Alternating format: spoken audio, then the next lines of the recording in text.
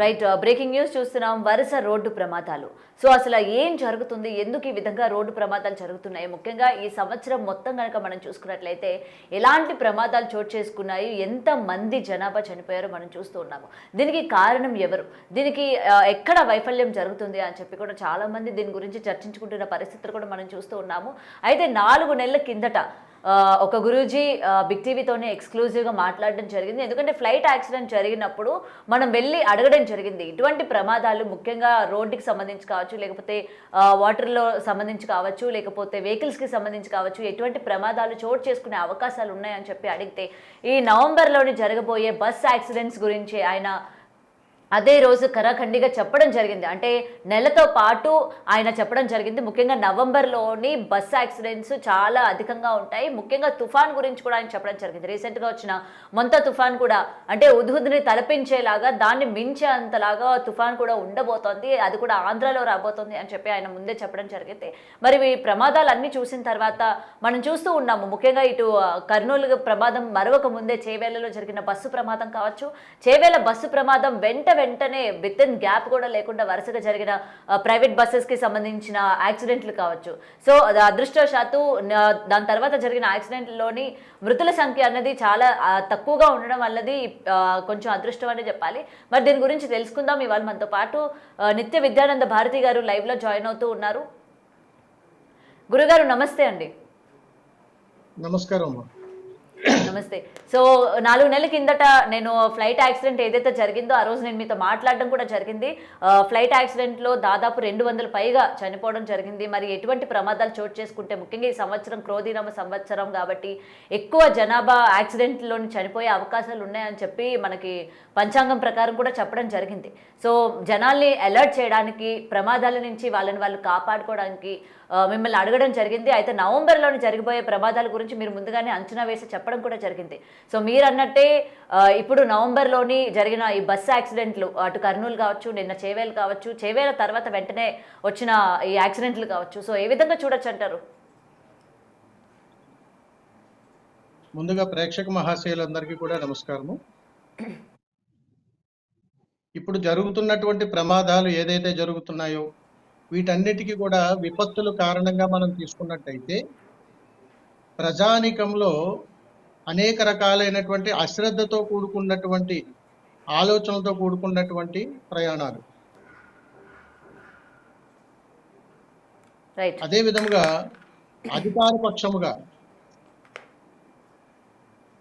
అధికార పక్షాల నుంచి కూడా అధికారుల నుంచి కూడా సరైనటువంటి పరిపాలన అవగాహన రీత్యా అనేక విధానాలలో ప్రజలకు సరైనటువంటి సమర్థవంతమైనటువంటి సహాయ సహకారాలు అందుబాటులో లేనప్పుడు ఇవన్నీ కూడా నిరుపయోగంగా మారుతున్నటువంటి తరుణంలో ఇలాంటివన్నీ కూడా విపత్తులు జరుగుతూనే ఉంటాయి. అయితే సనాతన ధర్మం అనేటువంటి విధంగా కానీ ఆలోచిస్తే సంవత్సర ప్రారంభాన్ని బట్టి సంవత్సరం చివరాఖరి వరకు కూడా ఏమేమి జరుగుతాయి, ఎలా జరుగుతాయి, ఎందుకు జరుగుతాయి అనేటువంటి విషయాలు కూడా చెప్పడం జరుగుతూ ఉంటుంది. పంచాంగంలో 84 లక్షల జాతుల జీవరాశులు అన్నింటినీ కూడా ఉద్దేశించి మాత్రమే జరుగుతూ ఉంటుంది. అయితే ఈ సంవత్సరంలో అంటే వచ్చే నెల అంటే వచ్చే సంవత్సరం 2026 సంవత్సరం ఉగాది పర్వదినం వరకు కూడా ఈ క్రోధినామ సంవత్సరము కొనసాగుతూనే ఉంటుంది. ఇలాంటివన్నిటినీ కూడా ముందుగానే హెచ్చరించిన, సమాజానికి తెలియచేసిన, అనేక విధానాలలో అవగాహన కల్పించిన, వినేటువంటి అవకాశాలు పక్కదారి పట్టించి ప్రతి ఒక్కళ్ళు కూడా బాధ్యతాయుతంగా నడుచుకోలేనప్పుడు ఇలాంటి విపత్తులకు మనం గురికాక తప్పదు. అందుకని దైవంతో చెలగాటం ఆడకూడదు, భగవత్ సంకల్పంతో చెడగాటాలు ఆడకూడదు. అందుకని ఎన్నో రకాలుగా మేము ఉంటుంటాం. దేవాలయాల గురించి కానీ అంటే నేను మాట్లాడే మాటలు శాపాలు పెడుతున్నారు లేకపోతే దీనికి దానికి మూడేమిటి అని అనుకోకండి. ఎందుకనంటే భగవంతుడు అన్ని రూపాలలో అనేక రూపాలలో మనల్ని చూస్తూనే ఉంటాడు. ఇలాంటి జరుగుతున్నటువంటి విపత్తులలో దానికి సంబంధించినటువంటి అధికారులు తీసుకోవలసినటువంటి జాగ్రత్తలు ముందుగా కల్పించవలసినటువంటి అనేక రకాలైనటువంటి ఈ ప్రయాణాలు గాని, యాక్సిడెంట్‌లకు గాని, లేకపోతే అక్కడ జరుగుతున్నటువంటి ప్రమాదాలకు గాని, దానికి కావాల్సినటువంటి అవగాహనలు గాని, అర్ధరాత్రి పూట ప్రయాణాలు గాని, హెవీ వెహికల్స్ ఒక ప్రయాణాలు గాని, రోడ్ల మరమ్మతులు గాని, ఇలాగ ఇవన్నీ కూడా ప్రభుత్వానికి సంబంధించినటువంటివి. అయినా కానీ బాగున్నా గాని ఎక్కడో అజాగ్రత్త ఏర్పడతా ఉంది. ఇవన్నీ ముందే ఎందుకొస్తాయి? ఎందుకు తెలుస్తాయి? అని అడిగితే ధార్మిక విషయాల్లో ఎప్పుడూ కూడా నిస్సంకోచంగా భగవత్ సంకల్పంతో చెలగాటాలాడితే, పట్టించుకోనట్టుగా గాని ఉంటే, దేవాలయాల మీద దూషణలు జరిగినా, అదే విధంగా భగవంతుడితోటి చెలగాటాలాడిన అనేక రూపాల్లో మనకు ఇవన్నీ హెచ్చరికలుగా మనం తీసుకోవాలి. అయితే గురుగారు ఇక్కడ ఇంకొకటి మనకి కమెంట్ సెక్షన్‌లో గూడా చాలామంది అడుగుతున్నారు. మరి ఇలాంటి విపత్తులు జరుగుతాయని చెప్పి మీకు ముందే తెలిసినప్పుడు జనాల్ని ఎందుకు హెచ్చరించరు? ఎందుకు బస్సు ప్రయాణంలోని ముఖ్యంగా ఇటువంటి ప్రమాదాలు చోటు చేసుకుంటాయి అని చెప్పినప్పుడు జనాలకు ముందే చెప్పాలి గదా! చెప్పకుండా ఈరోజు మీరొచ్చి ఆ రోజు మేము చెప్పాము, జనాలు వినిపించుకోలేదు అని చెప్పి నేను కొన్ని కమెంట్స్ కూడా చదవడం చూశాను. ఇలాంటి వైపరీత్యాలు ప్రకృతికి సంబంధించిన వైపరీత్యాలు జరిగినా, ఇలాంటి యాక్సిడెంట్లు జరిగినా మీరు చెప్పాలి గదా! లేకపోతే ప్రభుత్వం ఏదైతే అంటున్నారో మరి ప్రభుత్వంతోనైనా మీరు వెళ్ళి మాట్లాడాలి కదా, జనాల్ని అప్రమత్తం చేయాలి కదా, మీరున్నది అందుకే కదా అని చెప్పి చాలా మంది ప్రశ్నిస్తూ ఉంటారు ఈ రోజు. సో ఏం చెప్తారు దీనికి మరి? దీనికి సరైన సమాధానం అంటే ఏంటంటే తల్లి, మేము ఆధ్యాత్మిక చింతనతో కూడుకున్నటువంటి ధార్మికమైనటువంటి ప్రయాణాలలో భవిష్యత్తుని అంచనా వేసి ఖచ్చితంగా తెలియజేస్తాం. అయితే ప్రజలకు అనేక రూపాలలో మేము తెలియచేసినా గానీ, దీనిని సరైనటువంటి విధానంలో తీసుకొని వెళ్ళలేకపోయినది మీరే, మీడియా వాళ్ళే. అందుకని మీ యందు పూర్తి సహాయ సహకారాలు గాని సంపూర్ణంగా గాని జరిగి ఉంటే ఈరోజు ఈ విపత్తులు జరుగుండేవి కాదు. రెండవది, ప్రభుత్వానికంటే అంటే ప్రభుత్వానికి మనం తెలియచేసేటట్లుగా, సమాచారం అందించేటట్లుగా మధ్యలో ఉన్నటువంటి వారధి మీ ద్వారానే సమాచారం అందాలి. ఇది మీడియా మేము సరిగ్గా అనేక మీడియా కాదు కాదు అంటే మీరు చెప్పింది మీడియా సరిగ్గా అంచనా వేయలేకపోతుంది అంటారా? మీడియా ముందుగానే ప్రజల్ని హెచ్చరించట్లేదు అని అంటారా? మీరు మీరు అంచనా కాదు తల్లి. ఏదైనా గురువులు గాని, మహాసంకల్పం ఉన్నటువంటి సాధనా పరులు గాని, ఎవరైనా ఏదైనా గాని హెచ్చరించినప్పుడు దానిని ప్రజల్లో తీసుకెళ్లవలసినటువంటి బాధ్యత మాకెంతైతే ఉందో మీకు కూడా అంతే ఉంటుంది. అందుకని కలిసి పనిచేసేటువంటి ప్రయాణం ఇది. ఒక సమాచారాన్ని ప్రజలకు సరైన సమయంలో గాని మనం అందించగలిగితే ఖచ్చితంగా వారు జాగ్రత్తలు పడేటువంటి అవకాశాలు ఉంటాయి. ఇది ప్రమాదం అనుకోవచ్చు, హెచ్చరిక అనుకోవచ్చు, ఇంకోటి అనుకోవచ్చు. ఏ రకంగా తీసుకున్నా గాని మనం ప్రజల్ని కాపాడుకోవడమే. ఇదే విషయాలు నేను అనేక పరిస్థితుల్లో దేవాలయ ప్రాంగణాలలో, ప్రవచనాలలో చాలా సందర్భాలలో జరగబోతున్నటువంటి విపత్తుల గురించి చాలా సందర్భాల్లో చెప్పడం జరిగింది. కానీ జనాలకి చేరుకునేటువంటిది, అందుబాటులోకి వెళ్ళేటువంటిది మీడియా సోదరులు మీరే కాబట్టి మీ యొక్క సహాయ సహకారంతో చాలా మందికి వెళ్ళేటువంటి అవకాశాలు ఉంటాయి. ఇప్పుడు జరగబోయే విపత్తులు కూడా తెలుసుకోవచ్చు. ఇప్పుడు నెక్స్ట్ ఎలాంటి ప్రమాదాలు చోటు చేసుకునే అవకాశాలు ఉన్నాయి? ఆల్రెడీ మీరు చెప్పారు నవంబర్‌లో బస్సు యాక్సిడెంట్ జరుగుతుంది. ఇంకా మనకి ఉగాది వచ్చే వరకు కూడా ఈ క్రోధినామ సంవత్సరం కొనసాగుతూనే ఉంటుంది కాబట్టి ఇంకా ఎటువంటి అవకాశాలు ఉన్నాయి? ప్రకృతి నుంచి ఎటువంటి వైపరీత్యాలు ఎదుర్కొనే అవకాశాలు ఉన్నాయి? మళ్ళీ ఎటువంటి భారీ యాక్సిడెంట్ చోటు చేసుకునే అవకాశాలు ఉన్నాయి? ఈ క్రోధినామ సంవత్సరము 2025 సంవత్సరంలో భవిష్యత్తులో అంటే జనవరి, ఫిబ్రవరి నెలల్లో రైలు ప్రమాదం ఉంది. అదే విధముగా మరలా ఈ వాహన ప్రమాదాలు కూడా ఖచ్చితంగా ఉన్నాయి. అయితే ఇందులో ముఖ్యంగా అగ్ని ప్రమాదానికి సంబంధించినటువంటి ప్రమాదాలు ఖచ్చితంగా జరుగుతాయి. అదే అండ్ విధముగా రైలు ప్రమాదం అన్నారు గురుగారు రైలు చెప్పండి. ప్రమాదం అన్నారు. ఆ రైలు ప్రమాదం ఎక్కడ జరిగే అవకాశాలు ఉన్నాయి? ఎందుకంటే ప్రజల్ని హెచ్చరించాలి అంటే ఇదేదో భయపెట్టాలి అని కాదు, జాగ్రత్తగా ఉంటారు అనే కదా. అయితే మీరు రైలు ప్రమాదం అంటున్నారు కాబట్టి ఎక్కడ జరిగే అవకాశం ఉంది? ఏ నెలల్లో జరిగే అవకాశం ఉంది? జనవరి, ఫిబ్రవరి మాసాలలోనమ్మ రైలు ప్రయాణానికి సంబంధించి ఆంధ్ర, తెలంగాణ కాకుండా వేరే ఇతర రాష్ట్రాల్లో జరిగేటువంటి అవకాశాలు ఉన్నాయి. అయితే ఇక్కడ మరో ప్రమాద హెచ్చరిక ఏమిటంటే స్కూల్ పిల్లల యొక్క బస్సు ప్రమాదం గురయ్యేటువంటి అవకాశాలు కూడా ఉన్నాయి. అందుకని ప్రతి స్కూల్స్ కి సంబంధించినటువంటి బస్సులు కానీ, దానికి సంబంధించినటువంటి అధికారులు కానీ, వాటికి సంబంధించినటువంటి ప్రామాణికాలు కానీ చాలా జాగ్రత్తగా మన పరిశీలనలోకి తీసుకొని ముందు జాగ్రత్తలుగా ఉండాలి. ఓకే. సో ఇక్కడ ఇంకొకటి జనాలందరూ కూడా మరొకసారి భయాందోళన చెందేటట్టు మీరేమో చిన్నపిల్లలు స్కూల్ బస్కి సంబంధించి యాక్సిడెంట్ జరిగే అవకాశం ఉంది అని చెప్తూ ఉన్నారు. మరి ఆ. అది అంటే ఎక్కడ ఏంటి అన్నది మీరు వివరణ ఇవ్వడం లేదు. అంటే జనాలు అప్రమత్తం అవ్వాలని అనుకుంటున్నా సరే మీరు వివరణగా చెప్తేనే కదా తెలిసేది. ఎక్కడ పిల్లలకి ఏమైనా హాని కలిగే అవకాశాలు ఏమైనా ఉంటాయా ఇలాంటి యాక్సిడెంట్స్‌లోని? అమ్మ మీరు అడిగేది పలానా చోట, పలానా రోజు, పలానా తారీఖున, పలానా ప్రదేశంలో జరుగుతుంది అని తెలిస్తే ఇప్పుడే మనం ఇలా అన్ని మార్చొచ్చు. కానీ ఓకే. సాధన సాధన ప్రయాణంగా మేము చెప్పేటువంటి భవిష్యత్ విధానాన్ని పలానా ప్రదేశంలో ఆంధ్ర, తెలంగాణ ఈ 2 రాష్ట్రాల్లోని ఈ ప్రమాదాలు జరుగుతాయి. ఆంధ్ర, తెలంగాణలోని ఈ 2 ప్రమాదాలు జరుగుతాయి. ఆధ్యాత్మిక కోణంలోంచి చెప్పమన్నా నేను అలా తెలియజేస్తాను మీకు. ఓకే. ఆధ్యాత్మిక కోణంలోంచి గాని మనం ఆధ్యాత్మిక కోణంలో చెప్పమంటారమ్మా? చెప్పండి గురుగారు. చెప్పండి. ఆధ్యాత్మిక ఆధ్యాత్మిక కోణంలోంచి గాని మనం చూస్తే గ్రామం సుభిక్షంగా ఉండాలి, పట్టణాలు సుభిక్షంగా ఉండాలి. ఆ తర్వాత ఇతరితర రాష్ట్రాలు గాని అన్నీ కూడా బాగుండాలన్న గల కారణం గ్రామ దేవత. ఎప్పుడైనా సరే ఇప్పటికీ గుర్తుపెట్టుకోండి. ఆంధ్ర, తెలంగాణ రాష్ట్రాల్లో విపరీతమైనటువంటి మత సామరస్యమైనటువంటి సమస్యలు అనేకంగా పెరిగిపోయి నా మతం గొప్ప అంటే నీ మతం గొప్ప అని ఆది మూలాలన్నింటినీ కూడా తుంగలోకి తొక్కేటువంటి ప్రయత్నాలు మనం చేయడం ద్వారా ఈ జరుగుతున్నటువంటి విపత్తులకు మనకు మనమే కారణమనే ఖచ్చితంగా చెప్పొచ్చు.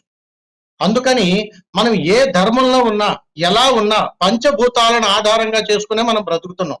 నికృష్ట జన్మల్లో ఏమిటనంటే మనం బ్రతుకుతున్నప్పుడు నాది గొప్ప, నేనే గొప్ప, నా ధర్మమే గొప్ప అంటే మనం పుట్టక ముందు ఇవన్నీ పుట్టుకుంటూ వచ్చాయి. వీటి కోసం కొట్టుమిట్టాడిపోతూ జరుగుతున్నటువంటి విపత్తులను భగవత్ సంకల్పంతో ఎలా ఎదుర్కోవాలో తెలుసుకోకుండా ఒక స్పృహ లేనటువంటి ప్రయాణాలు మనం చేస్తూ దీనికి కారణం ఎవరో మనకు అర్థం కాక దీనికి కారణం భగవంతుడి వల్లే లేకపోతే ఈయన వల్ల జరిగింది అని ఒక నిర్ణయానికి మూర్ఖత్వంగా వచ్చేస్తున్నాం. అందుకని ప్రత్యేకించి చెప్తున్నా ఆంధ్ర తెలంగాణలలో ప్రజలందరూ కూడా సుభిక్షంగా ఉండాలి, ఎప్పుడూ ఆనందకరంగా ఉండాలి, సర్వం బాగుండాలని చెప్పి ప్రభుత్వాలు కూడా ఏర్పాటులో అనేక ధార్మిక కార్యక్రమాలు చేస్తూ ఉంటారు. ఈ చేసేటువంటి ధార్మిక కార్యక్రమాల్లో ధర్మబద్ధమైనవి ఉండాలి. ఇందులో స్వార్థపూరితమైనటువంటి దేవాలయాల జోలికి వెళతాము, వాటితో చెలగాటాలు ఆడటము, వాటి యొక్క ధనాలతోటి, ఆస్తులతోటి, విధి విధానాలతోటి రకరకాల పరిపాలన చేయటము ఇదంతా ఒక ఎత్తు అయితే గ్రామ దేవతలను విస్మరించడం. ఎప్పుడైనా సరే గుర్తుపెట్టుకోండి, ఏ ఊరు నుంచి మనం ప్రయాణం చేసినా ఆ ఊరు గ్రామ దేవత వల్లనే మనం క్షేమంగా వెళ్ళి క్షేమంగా వస్తాం.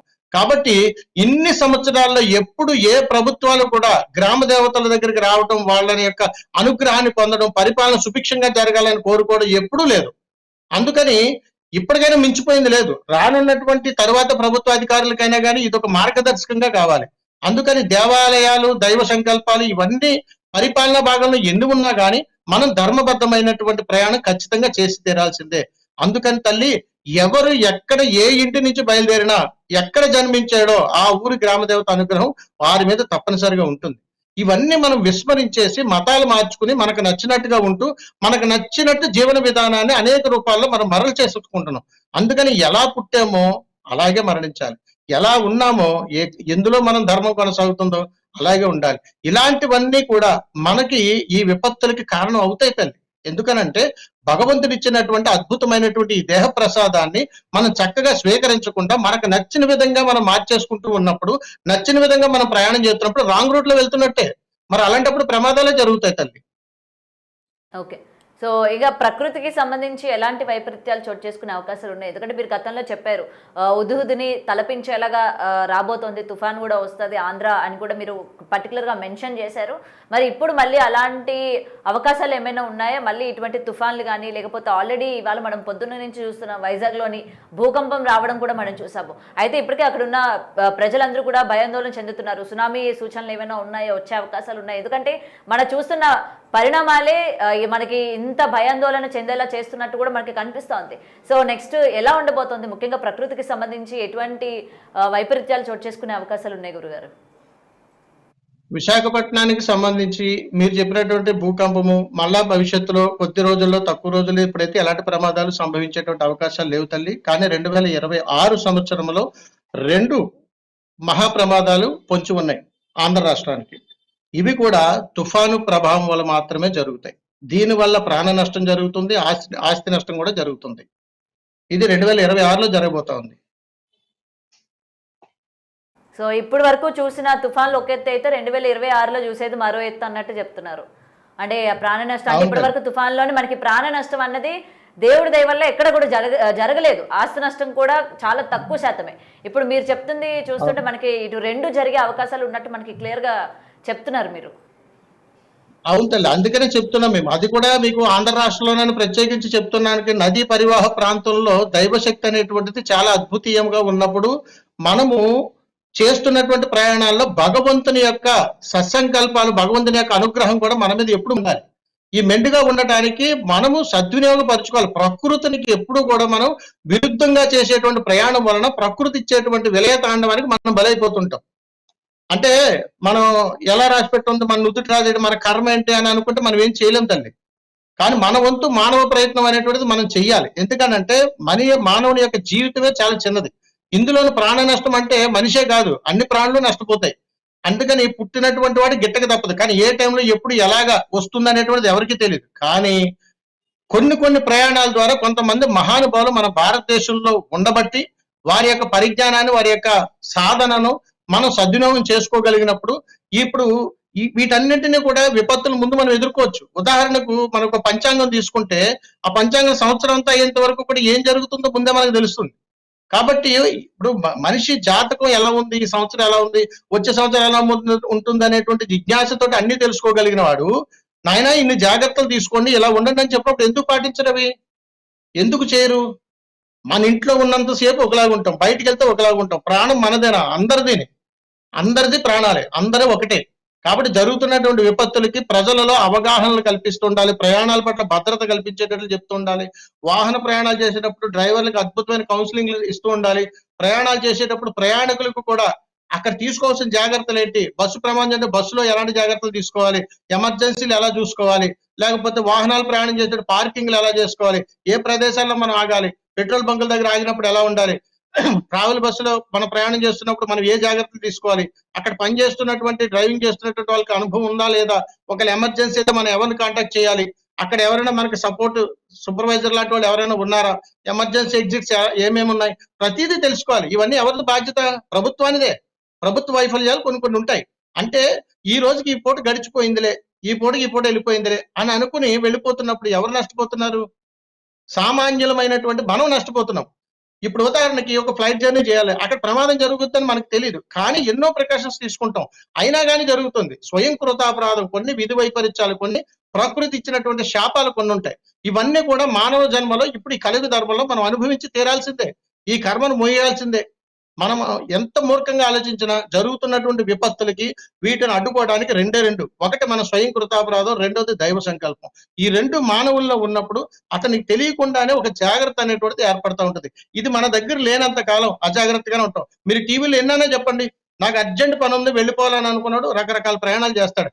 ఏదైనా ప్రమాదం జరిగిందని కాదు, మీ తప్పు అంటే కుదరదు. ఇలాగే జరుగుతాయి ప్రమాదాలన్నీ కూడా. పరిమితిని మించి పరిమితిని మించి బరువులు గాని, పరిమితిని మించి జనాలను గాని వేసుకుని ప్రయాణాలు చేసేటువంటి ప్రతి చోట ఇవన్నీ జరుగుతుంటాయి. అంటే రాంగ్ రూట్ ప్రయాణాలు అనేటువంటివి ఎక్కువగా ఎంచుకుంటాం. ఈజీగా త్వరగా వెళ్ళిపోవాలి, త్వరగా ఇవన్నీ చేరుకోవాలనే కాన్సెప్ట్ లో జనాలు ప్రయాణం చేస్తుంటారు. అదే. కాబట్టి అండ్ ఇక అవకాశం నుంచి కల్పించాల్సిన బాధ్యత, ఒక నిమిషం, అవకాశం కల్పించాల్సినటువంటి బాధ్యత మీడియా పూర్వకంగా ప్రభుత్వం కూడా జోక్యం చేసుకుని సంబంధించినటువంటి అధికారులతోటి వీటి మీద అవగాహన కల్పించేటట్లుగా ఉండాలి ఒకటి. రెండవది మా యొక్క సలహా ఏమిటనంటే ఆధ్యాత్మిక ప్రవచనాలు చెప్తున్నప్పుడు కూడా ఎన్నో రకాలైనటువంటి ఇలాంటివి జరుగుతాయని తెలుసుకుని ఉన్నప్పుడు కాస్త ప్రజల్లోకి అర్థమయ్యేటట్లుగా తెలియజేయాలి. అది భయాందోళనకు గురి చేసేలా ఉండకూడదు. ముందు జాగ్రత్త సుమా, జాగ్రత్తగా ఉండండి సుమా, జాగ్రత్తలు పాటించండి అని తెలియచేసేటట్లుగా ఖచ్చితంగా ఉండాలి. ఇది కాకుండా చాలా స్కూల్స్ ఉంటాయి, పిల్లలు ఉంటారు, వీళ్ళందరికీ కూడా అవగాహన కల్పించాలి. ప్రయాణాలు చేస్తున్నప్పుడు ఇలా ఉండాలన్నమాట. పిల్లలు ఎక్కువ నాటుకుపోతాయి అవన్నీ కూడా. అవి చిన్న వయసు నుంచి చెప్పడం వల్ల పెద్ద అయ్యే కొద్దీ కూడా చాలా జాగ్రత్తలు తీసుకునే అవకాశం ఉంటుంది. ఇప్పటికి కూడా మనం జాగ్రత్తలు తీసుకోక ఇవన్నీ జరుగుతున్నాయి. ఎందుకనంటే ప్రయాణం చేసేటప్పుడు బస్సు డ్రైవర్ ఎలాగైతే నడుపుతూ ప్రమాదాలు జరుగుతున్నాయంటే అతనిలో ఉన్నటువంటి ఎన్నో రకాల తప్పిదాలు గల కారణం అవగాహన రాహిత్యం, దీనికి ప్రకృతి వైపరీత్యం. ఇవన్నీ కూడా అన్నిట్లో పరిశీలనలోకి తీసుకోవాలి మనం. ఇది ఒక్కదానికే తీసుకుని భగవంతుని ఆపాదించడం, ఇది ఒకదాన్ని తీసుకుని మీడియాను ఆపాదించడం, ఇది ఒకదాన్ని తీసుకుని ప్రభుత్వాన్ని ఆపాదించడం కదా, ఇది సమిష్టి. అందరి తప్పిదాలు ఉన్నాయి ఇందులో. ఆ ప్రజలు మీ మాటలు వినిన తర్వాత జాగ్రత్త పడతారు. అలాగే కొంచెం భయం కూడా కలుగుతుంది. ఎందుకంటే వింటుంటే నాకే అమ్మో! ఈ ప్రమాదాలు చూడ్డానికే ఇలా ఉంది. ఇంక రానున్న రోజుల్లోనే ఇంకే విధంగా ఉండబోతుందని చెప్పి మీ మాటలు వింటుంటేనే అనిపిస్తుంది. సో ముఖ్యంగా ప్రజలు ఎంత అప్రమత్తంగా ఉండాలి? ఏం చేస్తే మంచిది? రోజువారీ మనం ఎప్పుడు కూడా బిజీ షెడ్యూల్లో ఉంటాము, సరిగ్గా ఎవరిని పట్టించుకోము, లేకపోతే దైవారాధన ఉండదు, లేకపోతే ఇలాంటివన్నీ కూడా ఉండవు. సో ప్రజలు ఇక నుంచి ఎలాంటి చర్యలు తీసుకుంటే మంచిదంటారు? ఎందుకంటే జరగాల్సింది జరగక మానదు ఏదైనా కూడా. బట్ ఏంటంటే మన ప్రమేయం కూడా ఎంతో కొంత ఉంటే మనల్ని మనం కాపాడుకునేటట్టు కూడా అవుతుంది కదా. సో దీనికి తగ్గట్టు ప్రజలు ఏ విధంగా ఉండాలి, ఎలాంటి జాగ్రత్తలు తీసుకోవాలంటే ఏం చెప్తారు? ప్రజలందరూ కూడా ఎవరి ధర్మాన్ని వారు పాటించండి. ఎవరి ధర్మాన్ని వారు పాటించండి. ఎవరి ధర్మాన్ని వారు కాపాడుకోవాలి. అది మనం రక్షించుకోలేనప్పుడు మనం జరుగుతున్నటువంటి విపత్తులకు మనం కారణమవుతాం. ఒకటి గుర్తుపెట్టుకోండి, ఈ రోజు వారు కావచ్చు, రేపు నేను కావచ్చు, తర్వాత మీరు కావచ్చు, ఎవరైనా వెళ్ళిపోవాల్సిందే. కానీ అది ధర్మబద్ధమై ఉండాలి. ఇంత భయానకరమైనటువంటి మరణాలు మనకొద్దు. కాబట్టి శాంతియుతంగానే మనం ప్రశాంతంగానే నిద్రలోనే పోవాలనే ఎవరైనా కోరుకుంటారు. మరి అలా చేయాలనుకున్నప్పుడు మనమందరం ఏం చేయాలి? అవగాహన పెంచుకోవాలి. ప్రయాణాల పట్ల, ప్రమాదాల పట్ల, జరుగుతున్నటువంటి విపత్తుల పట్ల, ఆడపిల్లల మీద జరుగుతున్నటువంటి అఘాయిత్యాల పట్ల, అదే విధంగా ఈ ఆత్మహత్యల పట్ల ప్రతి దానిలోనూ అవగాహన తప్పనిసరి. ఇవన్నీ కావాలని అడిగితే మన ధర్మాన్ని మనం ఎప్పుడైతే గౌరవించగలుగుతామో ఇవన్నీ కూడా మనకు అవగతం అవుతాయి. అయితే ఇప్పటి వరకు కూడా విన్నవన్నీ కూడా ప్రజలందరూ కూడా పాటిస్తారని అనుకుంటున్నాను. సో ఇది ఏ మాత్రం కూడా అందరినీ భయాందోళనకి గురి చేయడానికి కానీ, లేకపోతే ఎందుకు ఈ విధంగా మాట్లాడిస్తున్నారు అని కానీ కాదు. ఎందుకంటే ఎప్పుడు ఇలాంటివి జరిగేటప్పుడు ఎప్పుడు మనల్ని పీఠాధిపతులు కావచ్చు, లేకపోతే ఆస్ట్రాలజిస్ట్ కావచ్చు, లేకపోతే వీళ్ళందరూ కూడా హెచ్చరిస్తూనే ఉంటారు. జరగబోయేవి ముందుగానే కొంతమంది చెప్తూ ఉంటారు. దేనికి ప్రజలు అప్రమత్తంగా ఉండాలి, తగిన జాగ్రత్తలు తీసుకోవాలి. ఓకే, ఎంత జాగ్రత్త తీసుకున్నా అంటే జరిగేది జరగకుండా మానదు. బట్ ఏంటంటే మన జాగ్రత్తల్లో మనం ఉంటే ఎంతో కొంత మనల్ని మనం సేవ్ చేసుకునే వాళ్ళం కూడా అవుతాం. కాబట్టి ఇలాంటి విపత్తులు ఏవైతే ముందుగానే చెప్తారో, ముఖ్యంగా రోడ్ల మీద ప్రయాణించే వాళ్ళు కావచ్చు, ప్రతి ఒక్కరు కూడా తగిన జాగ్రత్తలు తీసుకోవాలి. ఎక్కడికక్కడ డ్రంక్ అండ్ డ్రైవ్ కూడా చేయకూడదు, చేయకుండా డ్రైవ్ చేయండి అని చెప్పి ఎప్పటికప్పుడు పోలీసులు హెచ్చరిస్తూ ఉంటారు. ఎందుకంటే మనం వెళ్ళడమే కాకుండా మనతో పాటు చాలా మందికి హాని చేసే విధంగా మారుతాయి అని చాలా సంఘటనలు మనం చూస్తూ ఉన్నాం. అండ్ మొన్నటి నుంచి కూడా జరుగుతున్న ఈ యాక్సిడెంట్స్ ఏవైతే ఉన్నాయో, ఒకరి తప్పిదం వల్ల కొన్ని వందల మంది కావచ్చు, లేకపోతే కొంత 10 మంది 19 మంది ఇలా చాలా మంది ప్రాణాలను కోల్పోయి వాళ్ళ యొక్క కుటుంబ సభ్యులు ఎంత రోధిస్తున్నారో కూడా మనం చూస్తూ ఉన్నాము. సో ఇదంతా కూడా మీకు తెలియజేయడానికి మెయిన్ రీజన్ ఏంటంటే అవగాహన కల్పించుకోవాలి. ఆస్ట్రాలజిస్ట్ చెప్పేది కావచ్చు, లేకపోతే పీఠాధిపతులు చెప్పేది కావచ్చు, ఇవన్నీ కూడా మనం ఎప్పుడు కూడా కొట్టి పారేయకూడదు. వాళ్ళు చెప్పేవి ఎక్కడో ఒక చోట అవి నిజం అవుతూ వస్తూనే ఉన్న పరిస్థితులు మనం చాలా వరకు చూసాము. వీరబ్రహ్మం గారు చెప్పినవి ఇప్పటికీ నిజం అవుతూ ఉన్నాయి. ఆయన చెప్పినట్టుగానే ప్రతిదీ కూడా జరుగుతూ ఉంటుంది అని చెప్పి ఒక ఇన్సిడెంట్ జరిగిన తర్వాత మనం ఏ విధంగా అయితే నమ్ముతూ ఉంటామో, ఇలాంటి యోగులు కావచ్చు, ఇలాంటి వాళ్ళందరూ కూడా చెప్తున్న మాటల్ని మనం ఎప్పుడు కూడా పెడచెవిన పెట్టకుండా ఎంతో కొంత ఆచరిస్తే మనకు అది హెల్ప్ అవుతుంది అన్న దాని గురించి ఇవాళ ఇతని గురించి మీకు చెప్పడం జరిగింది. ఎందుకంటే 4 నెలల క్రితం ఎటువంటి ప్రమాదం చోటు చేసుకుంటుంది, ప్రజలు ఎంత అప్రమత్తంగా ఉండాలి అని చెప్పి కూడా ఆయన బిగ్ టీవీతోనే ఎక్స్క్లూజివ్గా ఆ రోజు చెప్పడం జరిగింది. మరి ఆయన చెప్పిన విధంగానే ఈరోజు పరిణామాలు కూడా సేమ్ యాజ్ ఇట్ ఈజ్ అలానే ఉండడం కూడా జరిగింది. సో మరొకసారి ఆయన లైవ్లోకి తీసుకోవడానికి కూడా రీజన్ అదే. ఇంకా రానున్న రోజుల్లోనే ఇంకెలాంటి విపత్తులు ప్రజలు ఎదుర్కోవాలి, దేని నుంచి అంటే ఎలా మనం బయటపడాలి, ఏ విధంగా సేవ్ చేసుకోవాలి అన్న దాని గురించి తెలుసుకోవడానికి ఒక చిన్న ప్రయత్నం చేయడం జరిగింది. సో ఎవరిని కూడా భయపెట్టడానికి కాదు, జస్ట్ అప్రమత్తం చేయడానికే బిగ్ టీవీ ఈరోజు మీ ముందు ఈ వీడియో నిలబెట్టింది.